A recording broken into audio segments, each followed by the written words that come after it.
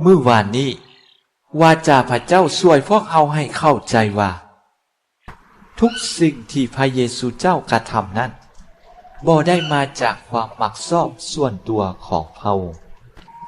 แต่มาจากน้ำพระทัยของพระบิดาเจ้า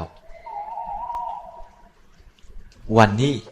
พระเยซูเจ้าก็สืบต่อไขสำแดงให้พวกยิวก็คือให้พวกเราเข้าใจว่าคุณงามความดีที่พระเยซูเจ้ากระทำในแผ่นดินนี้เป็นหลักฐานยืนยันถึงความรักของพระบิดาที่มีต่อมนุษย์และในเวลาเดียวกันก็เป็นสิ่งยั่งยืนให้มนุษย์รู้ว่าพระเยซูแม่นผู้ที่พระบิดาส่งมาในโลกนี้เพื่อช่วยโลกให้รอดหรือว่าอีกอย่างพวกเราสามารถรู้จักพระเยซู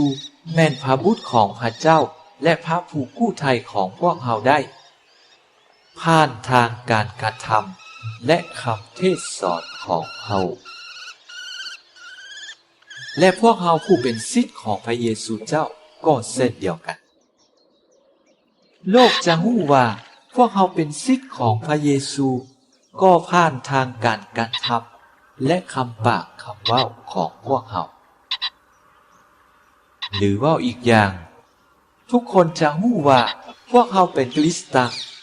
ก็ต่อเมื่อพวกเรามีความรักต่อพระเจ้า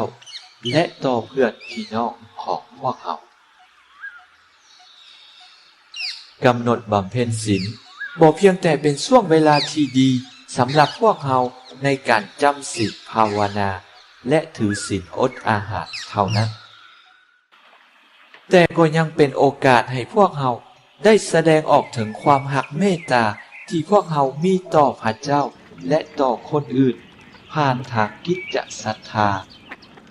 เป็นต้นแม้นการรู้จักแบ่งปันทำบุญให้ทานต่อผู้ต่ำน้อยทุกยาก